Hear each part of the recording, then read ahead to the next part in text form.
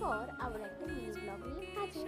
2-3 দিন হলো বেশ কড়া ঠান্ডা পড়েছে, আর সকালে ঘুম থেকে উঠে 1 কাপ কড়া চা না হলে আমার তো ঘুম ভাবটাই কাটে না। এতদিনে বেশ অনেকেই বুঝে গেছে। আগের দিন খিচুড়ি রান্না করেছিলাম, তো সেটা অনেকটাই রয়ে গেছিল। এই যে সকালবেলা গরম করে মুড়ি দিয়ে এটাই আজকে আমাদের সকালের জলখাবার, ব্রেকফাস্ট যে যায় নামে ডেকে থাকুক। দুপুরবেলায় আজকে গেছিলাম একটু মাঠে। এখন বাজে প্রায় ওই 2টো, কিন্তু মনেই হচ্ছিল বিকেল হয়ে গেছে। ধান্দা ছিল আমাদের সর্ষে ফুল তুলবো। এই সর্ষে ফুল নাকি বেটে খেতে হয়, আমি কিন্তু কোনোদিনও খাইনি, আমার এই প্রথমবার। ঠাকুমা বরাবরই বলে আসতো সর্ষে ফুল বাটা খেতে নাকি খুব ভালো লাগে।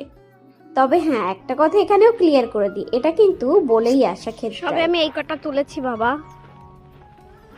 যাদের খেয়ে তাদের কাছ থেকে পারমিশন নিয়েই এসেছি, যেহেতু ওনারাই সর্ষে গাছটা তুলে ফেলবে, তাই জন্য সবাইকে বলেছে যে যা পারো সর্ষে পাতা সর্ষে ফুল তুলে নিয়ে যাও। তো খবর পেয়েই আজকে আমিও গেছিলাম, সঙ্গে পুটু আর দুর্গাকেও সঙ্গে নিয়ে গেছিলাম। আসলে আমি সঙ্গে নিয়ে যাইনি, তারা একসঙ্গে আমরা ছিলাম, তাই সবাই একসঙ্গেই চলে গেলাম। সে যাই হোক, আজকে তো আর এটা রান্না হবে না, কালকেই করব। মানে ঠাকুমা করবে, আমি যেহেতু জানি না কেমন করে রান্না করতে হয় কিনা হয়। আর এই তো কটা ফুল আর কটা সর্ষে পাতা নিয়ে বাড়ি যাচ্ছি। পাতা তুলেছে পটু, আমি তুলেছে ফুল, ওকে আবার বেটে দিতে হবে তো।